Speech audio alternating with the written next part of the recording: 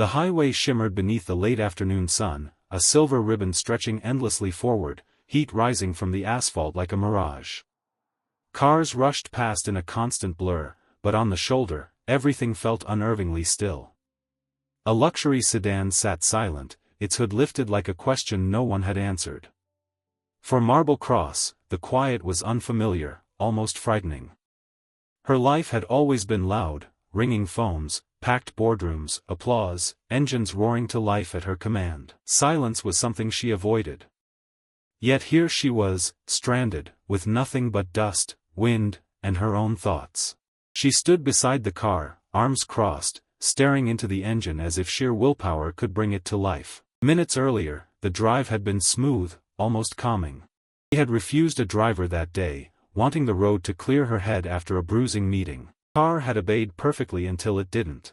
Sudden shudder. A warning light flashing like an accusation. The sharp smell of hot metal. And the humiliating glide to a stop as traffic flew past. Her phone buzzed weakly, battery blinking its final % before going dark.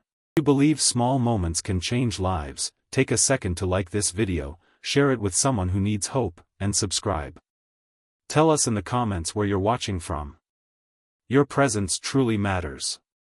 Marble had built her empire on speed and certainty. She was known as the woman who turned failing companies into gold, who crossed continents without pause, who trusted numbers more than people, efficiency more than empathy. She had trained herself never to need anyone. Sitting on the roadside felt like failure, not just inconvenience. As the sun dipped lower, painting the hills in amber, old memories surfaced, patched shoes from childhood, her mother's tired hands counting coins, the promise Marble made long ago to never be helpless again. Being stranded reopened a fear she thought success had erased. She told herself help would come. Everything had a solution if you waited long enough or paid enough. Still, the minutes stretched. Wind swept dust across the road, and the guardrail beside her felt less like protection, more like a boundary she couldn't cross. It was when she noticed movement down the shoulder. Two figures walking carefully along the edge of the highway, a man and a small girl. They approached slowly, not out of curiosity, but concern. The man's posture spoke of years of honest labor, shoulders strong but worn, hands rough and darkened by work. His shirt was faded from countless washes. The little girl walked beside him with surprising seriousness, pointing occasionally at passing cars as if studying the world. When they reached the stalled vehicle, the man paused, scanning the road, measuring danger instinctively. Marble's instinct was to wave them on. The invisible wall between her life and theirs felt fragile. But before she could speak, the girl stepped forward. No hesitation, no fear. She stopped near the open hood and raised her small hand, pointing at the engine. Her eyes were bright, focused, free of judgment. No awe at the car. No pity for the woman beside it. Just attention. "My dad can fix that," the girl said simply. Her name was Anea, though Marble would learn that later. In that moment, she was simply a child who believed solutions existed. The man stayed close, ready to pull her back if danger came near, but he allowed her that one step forward. Something softened in the air. The roar of traffic faded.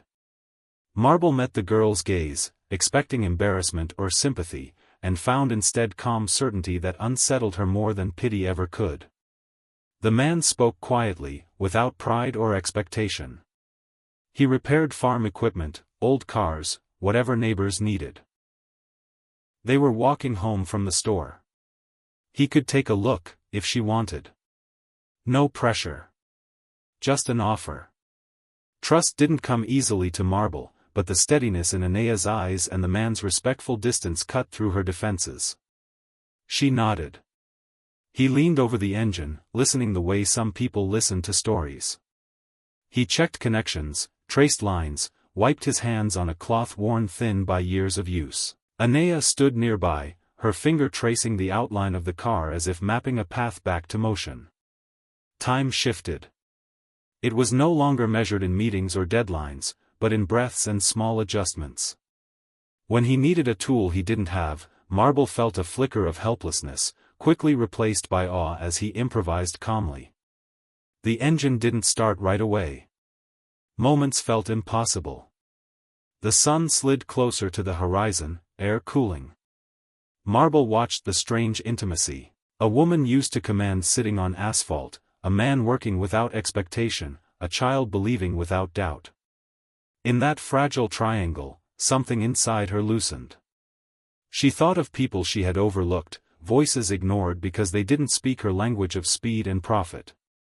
Then, softly, the engine caught. Not with drama, but a steady hum, alive and real, like a promise whispered instead of shouted.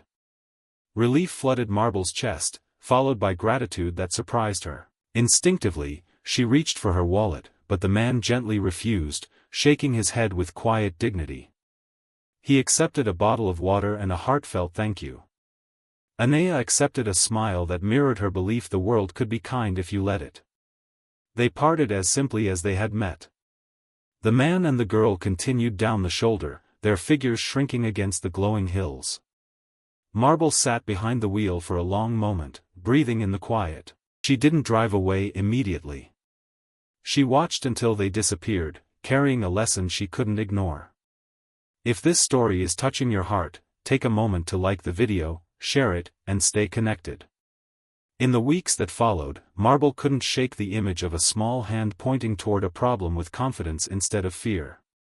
She began to slow down. She listened more. She asked questions without calculating the return. She funded a roadside assistance program that hired local mechanics, people who knew the roads and communities. She visited farms outside the city, not for attention, but for understanding.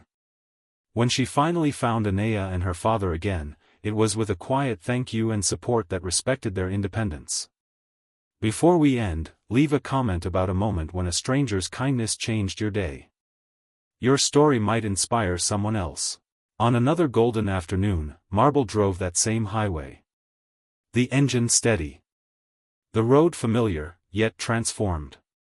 She no longer saw it as something to conquer, but as a place where lives crossed, where meaning lived in small gestures.